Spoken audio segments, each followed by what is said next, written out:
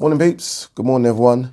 Good morning. All right, let's do this. Don't forget, if you're new to the channel, please hit that subscribe button. Don't forget as well to like and share the vids. Thank you so much to everyone that's doing that. All right, we're 2 days removed from Anthony Joshua losing his belts to Oleksandr Usyk.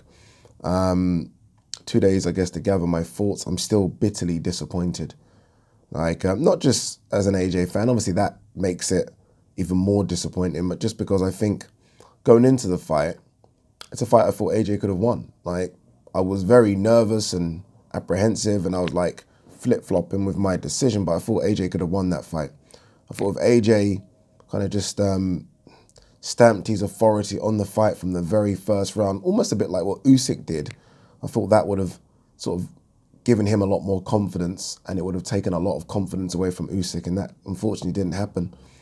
Unfortunately, Usyk was able to kind of dictate the pace of the fight. Usyk was able to walk AJ down at times, which surprised me. I remember being sort of seeing it rounds. I've not watched it back, by the way, which I need to. But I remember rounds, was it 9, 10? Yeah, maybe 9 onwards until the end of the fight. Usyk's walking AJ down, and AJ's on the back foot, and I was thinking, how is this happening? So yeah, very disappointing performance from Anthony Joshua. He'll know that. The whole team will know that. There's been a lot of talk about, does he need to change Rob McCracken and maybe just the whole team set up? Maybe. Rob McCracken did say, though, at the end that AJ kind of didn't do what was asked of him. So is that a Rob McCracken issue or is that an AJ issue? Is that a confidence? Is that some sort of mental block? And I think the mental block's still there to some extent from the Ruiz defeat. I know he's had a couple of wins since then, Ruiz and Pulev, but I still think there's that big vulnerability with AJ. I think he understands and knows that as well, and that can't be a good thing, especially when you're fighting against Oleksandr Usyk. So I don't know if it's a trainer issue. I think maybe it's an AJ issue, and I think maybe he needs to kind of just have a long, hard think about what to do, because I think everyone going into that fight was like, okay, if this is a boxing match, which it kind of looked, there was times when it got rough, but if it was a boxing match more than a getting roughed up match, and obviously Usyk's going to win that. If it's a let's rough him up and let's kind of use our strength and our physique, then, everyone gave AJ a chance. I will say this, though. AJ did land a couple of big shots on Usyk. Not sort of clean, but look at Usyk's face. It's marked up for a reason. And Usyk was able to take those punches. And not just take those punches, but take those punches and come marching forward. Whereas previous AJ opponents have taken those punches and taken a step back, and that gives AJ confidence and, okay, look, I've got them, they're in trouble. Usyk took the punch and then came forward. And, I mean, if you're AJ, it's kind of a mental fuck, right? Where you're like, I just landed on this guy and he's still moving, number one, and he's still marching forward, number two. So that must have been very difficult for AJ to accept. I've always said that the great fighters know how to make adjustments sort of midway, sort of when it's going bad, you make those adjustments, right? You kind of figure something out. AJ actually did make adjustments, by the way. Just Usyk made adjustments as well. You know what I mean? So AJ was like, okay. So Usyk went there. AJ was like, okay, well, I'll see what you're doing. And then Usyk went there, and it was like, okay, I can't go that high. I mean, your adjustments are too much for me. And that's just because Usyk's been doing this for a longer time. Usyk's a pound for pounder. I mean, AJ's not that, not yet. Don't know if he will be that. So, yeah, man, disappointing. I kind of removed myself from a lot of the people ringside. I was actually just sitting on a security chair on the floor because I just like to really concentrate. I can't take people around me talking to me when the fight's going on. So I thought, okay, no, I'm just going to find a spot and watch it. And I remember watching it in the first round, and I remember Usyk snapping AJ's head back with a left. I remember thinking, fuck me, he's found his distance already. And I remember just doing that, my hands sweating, my God, he's found his distance. Because that was something I thought, okay, he's going to have to work to find his distance with AJ because AJ's going to be moving, hence why AJ's coming light. All these things I was thinking that AJ's coming light, so AJ's going to move a lot, so Usyk's going to find it difficult to kind of, connect clean with AJ. As soon as he's found his distance in the first round, I was like, okay, if he's found the distance already, then we have a problem. And I guess that proved to be true. We did have a problem. Yeah. Not sure. There was a time when I thought, is his orbital bone broken? Because there was It was difficult to see the eye from where I was, but a lot of people were looking at the big screen and you could see the eye was very bad, the right eye. And that's just because Usyk found a home for that left. Obviously, he's a southpaw and he just found a home for it all night long. But as much as we like to kind of dissect what went wrong with AJ, and that's obviously what we're doing, let's understand that was Usyk in there. That was a very, very, very highly skilled fighter. Very good boxer, literally. Like, that's a special talent we're watching. And you know, as a boxing fan, I feel privileged to have seen him. I wasn't at Tony Bellew, Usyk. I certainly haven't been to any of Usyk's fights. So it was actually a privilege to watch him in his demeanour. All week. The camp was so confident all week, smiling and laughing, and everyone's just like, and you know, that's not nerves. That's just, I know how good I am. I know how long I've been doing this. I've been doing this since I was, 11? You know what I mean? I know what to do here. That was the confidence of the whole camp. And then when Loma came, it was like, okay, it just felt like a fucking Avengers had been assembled. You know what I mean? And I'm like looking at them thinking, these guys know everything about the sport. Like everything, the whole team. And I thought this is going to be difficult to beat. It really was. And hence why a lot of people, I think when the fight was first announced, I think a lot of people thought, okay, AJ too big, too strong. But through the fight week and the lead up to it, I think a lot of people switched sides and like, okay, I think Usyk's going to win. A lot of people. Quick mention of the atmosphere in there was incredible.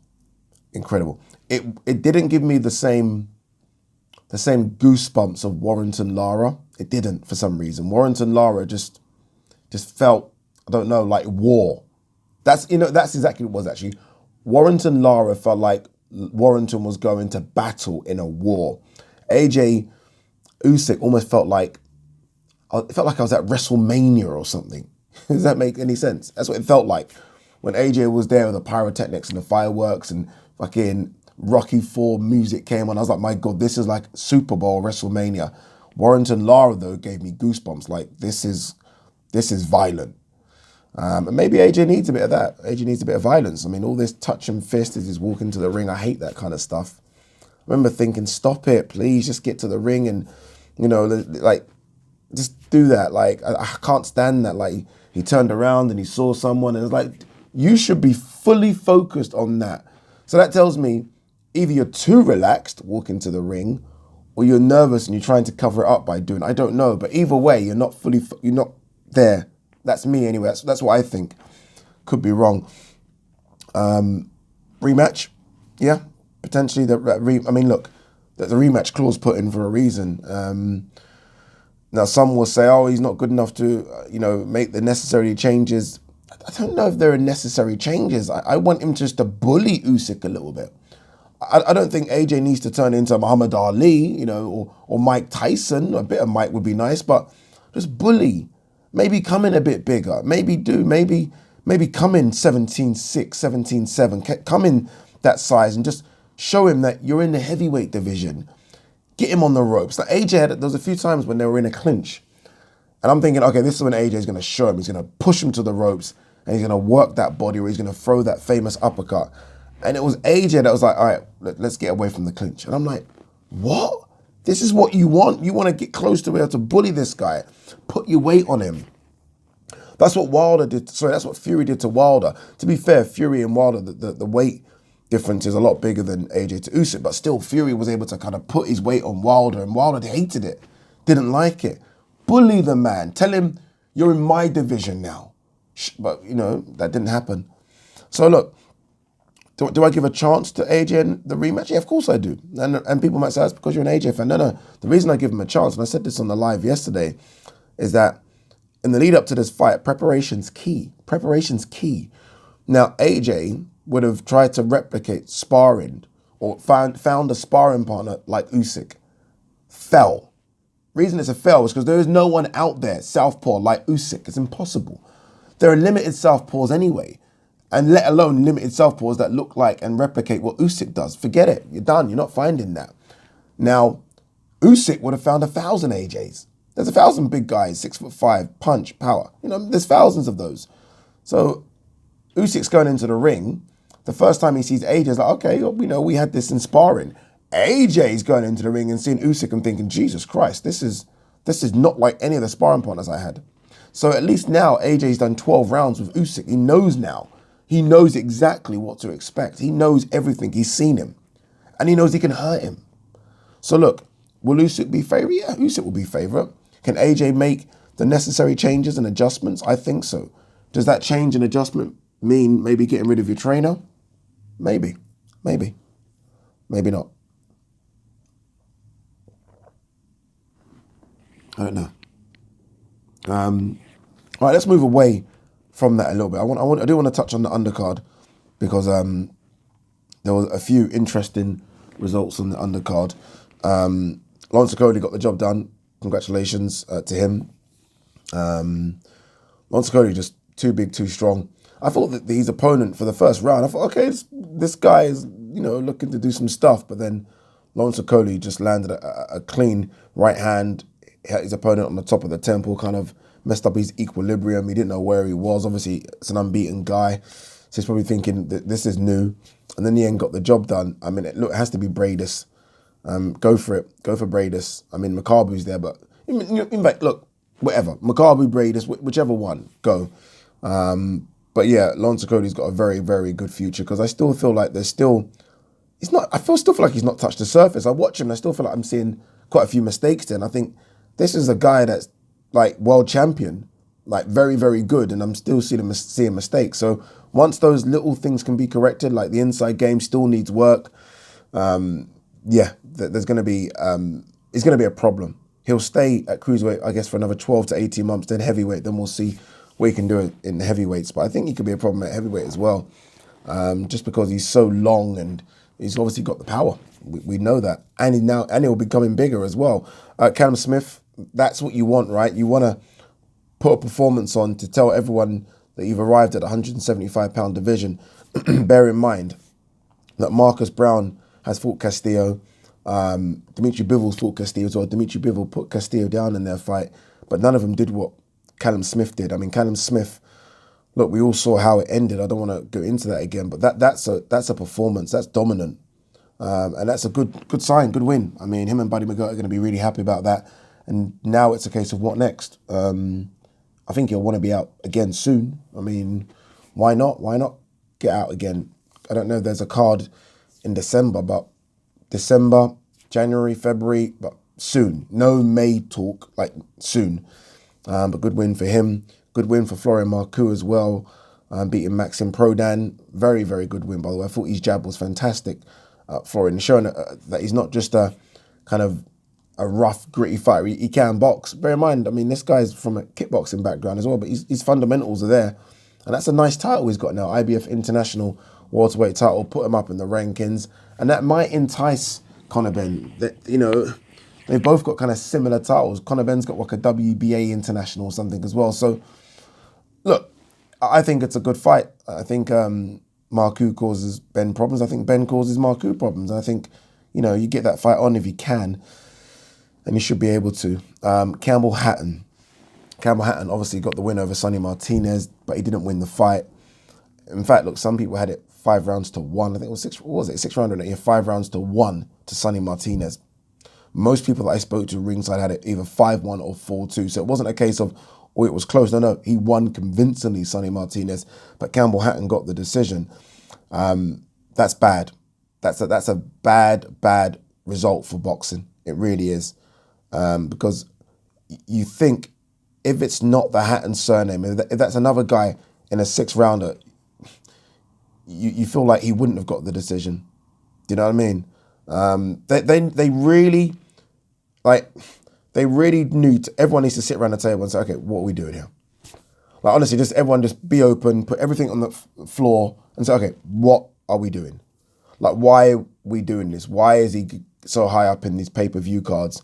Why is he not on these smaller cards, these obscure cards where there isn't that pressure? You just have a fight.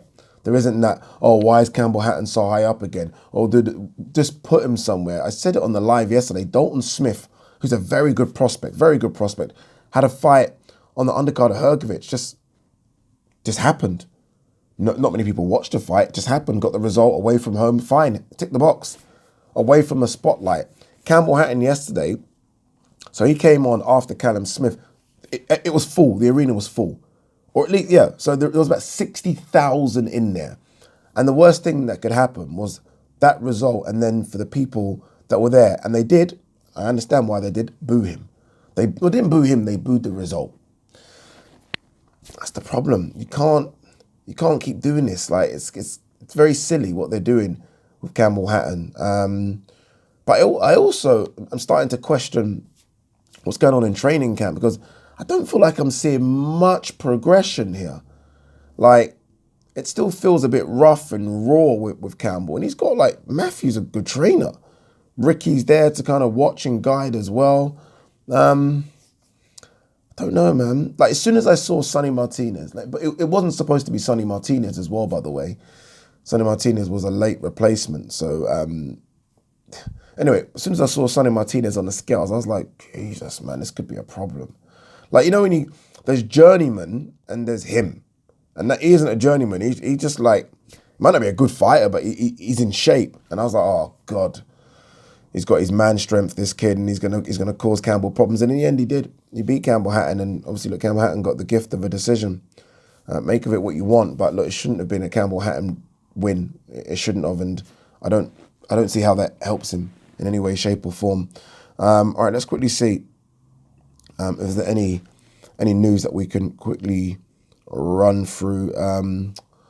Dylan White here says, White felt Joshua's performance was bizarre, didn't let his hands go. Yeah, there was some talk, and I don't believe it at all, but there was some talk yesterday of AJ hurt his right hand in training. No, I would have known that. Brian Jennings forced out a rematch replacement to be announced this week. That's that Bridgerweight stuff. Anthony Joshua's trainer says Rob McCracken, if AJ applies himself, he will get the right result in rematch. Yeah, I think it's still a close fight between those two if AJ applies himself. But then some people said if AJ opens himself up, so if he applies himself, so it's punches and bunches, it's you putting his weight on, then he opens himself up to counters, and that might be the fear. Carl Froch, I don't fancy Joshua in rematch. He needs to seriously change tactics, get rough early. Yeah, I said this yesterday. I'm going to repeat it again just for those of you that haven't seen the live. Carl Froch was talking to me Saturday before the fight, and I was like, what should he do? And he's like, he's got to get in there and bash him up.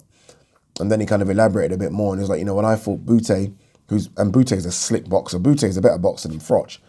Kind of Bute had a good first round, and Carl went back to the stall and just came out and he said to himself, oh, let's just have it. Like, forget all this boxing stuff. Let's just have a street fight. And that's not Rob McCracken, obviously same trainer, telling him. That's Carl telling himself, I'm getting out boxed there, let's just go. This is in my town. It was in Nottingham, 10,000 people there. And that's what Carl did. Carl had a straightener with him. And that's it. Watch the fight. It was a bit reckless, but that's sometimes what you got to do. And that is one of Carl's best ever performances or best ever results. Bute was a favourite. Do people remember that? Bute was a favourite. Carl had just lost to Andre Ward. It was almost a case of if Carl loses that fight, it's career over. And he was like, no, ain't happening. Not in my watch. Sorry, not on my watch, not in my hometown. Got the job done. Hearn expects Usyk Joshua rematch to happen in February or March in the UK. Okay. We shall see. Hopefully it does happen. A bit here. What's this? Anthony Joshua, we'll end on this actually. No sulking. I've got to take loss as a great lesson. Yeah. I wonder what's the bigger defeat for him. Well, it must be this over Ruiz actually. Might be Ruiz actually. Ruiz was a big one because AJ came into that fight as a huge favourite. But the Ruiz fight, it's easier to kind of, I'll get him in the rematch because he put Ruiz down, and you're like, was like maybe he underestimated Ruiz, and his mind wasn't on it. First fight in America, so you can okay, I get it. You can make those changes, AJ. This one's more difficult because he knows he's coming up against a pound for pounder, and we all know that Usyk's not going to go away and bloody put on 20 pounds or 30 pounds, and he's not going to go and almost do what Ruiz did, which is a bloody tour, right, of, you know, the belts. He ain't going to do that. He is not going to do that. He's going to take some time away, as he always does, go with his family, relax, and get straight back in it. And that's what's scary about this. Whereas Ruiz, I think, is going to, well, what we all saw Ruiz did, Usyk isn't doing that. We shall see. Peace.